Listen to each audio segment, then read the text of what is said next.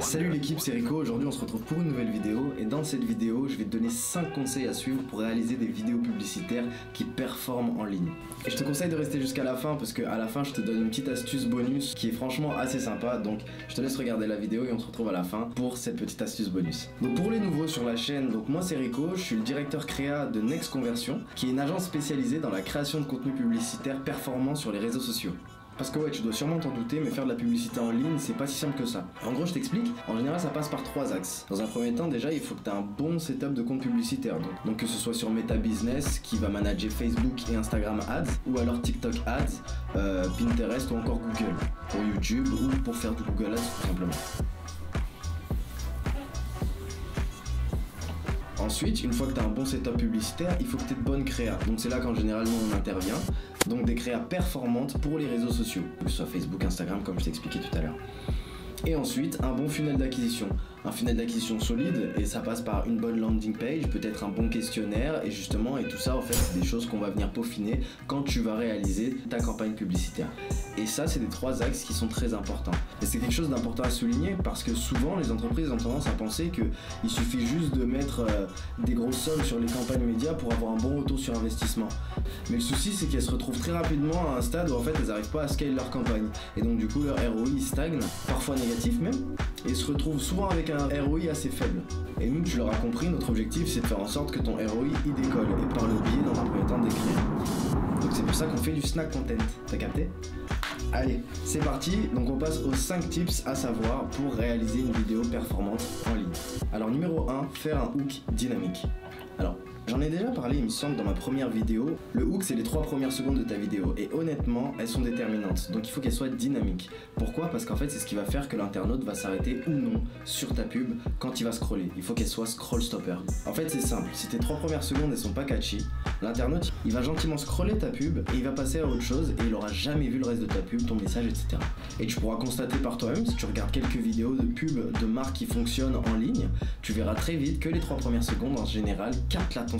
Et ça en fait c'est la captation d'attention, d'où l'importance d'avoir un hook scroll stopper, sinon personne verra le reste de ta vidéo. Numéro 2, un message clair. Ça c'est de la com. Il faut pas oublier qu'une social ads c'est assez court quand même. Donc il faut vraiment que ton message en fait soit clair dans le fond et la forme. Je t'explique. Chaque produit va répondre à un insight, un besoin. Et en gros, dans ta pub, il faut rapidement qu'on comprenne que le produit, le service ou l'entreprise répondent à ses besoins, mais il faut le faire intelligemment. Comme par exemple pas confondre bénéfices et fonctionnalités ou encore utiliser des méthodes de copywriting pour passer un message clair dans les textes de ta publicité. Ensuite, numéro 3, le format. Étant donné que notre pub elle sera diffusée sur les réseaux sociaux, tu es au courant que sur les réseaux sociaux, tu vas avoir différents formats justement de publication. Donc tu vas avoir 2 principaux formats, le format story, donc 9/16, et le format carré, donc 1/1. Et tu as aussi un autre format qui fonctionne pas mal en ce moment, c'est le format qui est pas carré mais presque. Donc c'est le format 4/5. Lui il est sympa quand tu veux mettre plus de détails dans ta vidéo et que tu te sens bridé quand tu es sur le format 1/1 en général. Ah oui, et dans le format, il faut faire attention à quelque chose. Quand tu vas ajouter en fait des éléments dans ta vidéo, il faut faire attention aux différents calques en fait des réseaux sociaux. Parce que par exemple, si tu mets un élément en haut sur un format story, il faut faire attention, tu vois, quand la personne elle va tomber dessus, où tu as les avatars, la barre de progression de la story qui apparaît, il faut faire attention à bien respecter, à ne pas mettre une information ou un sous-titre par exemple qui risquerait en fait d'être caché par ces différents calques. Donc en général, il faut faire attention à ce que tu n'aies pas une information en fait pile dessus pour que l'internaute quand il tombe sur ta pub, tous les messages soient clairs. Ensuite, numéro 4, sous-titrer les vidéos. Ouais, c'est un peu relou, c'est sûr, mais si tu as quelqu'un qui parle dans la vidéo ou que la vidéo s'y prête, mets des sous-titres, c'est archi important. C'est vraiment pas quelque chose qu'il faut négliger. Parce que bon, t'es peut-être comme moi à regarder les publicités en général avec le son, mais il faut savoir qu'en général, les vidéos elles sont consommées sans le son sur les flux comme par exemple Facebook ou autre. Tiens d'ailleurs, dis-moi dans les commentaires si toi justement, quand t'es sur les réseaux sociaux et que tu tombes sur une publicité, t'as le son ou pas le son d'activer. Et enfin, le dernier tips, numéro 5, l'appel à l'action, le fameux call to action. C'est quand même plus stylé en anglais. Lui, je vais vous en parler souvent. C'est peut-être bateau, mais le meilleur moyen en fait que l'internaute comprenne ce que t'attends de lui, c'est de lui dire.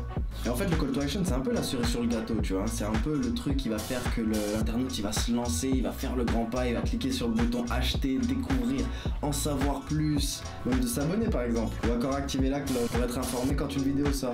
Mais tout ça, en gros, c'est vraiment important et quelque chose qu'il faut pas négliger. Et voilà, maintenant t'as toutes les cartes en main pour réaliser une vidéo publicitaire qui fonctionne sur les réseaux sociaux. Et t'inquiète, je t'ai pas oublié pour la dernière astuce bonus bonus, elle arrive. Mais en attendant, si t'as apprécié la vidéo et si ça t'a servi, n'hésite pas à t'abonner ou à liker la vidéo. J'ai essayé un format un petit peu différent, on va voir ce que ça va donner. Et enfin, l'astuce bonus, c'est assez simple, tu cliques dans la description gentiment, tu vas voir, il y a un lien, ça s'appelle nextconversion.fr, tu cliques dessus et tu nous contactes. Allez, je te laisse et je te dis à une prochaine. Ciao.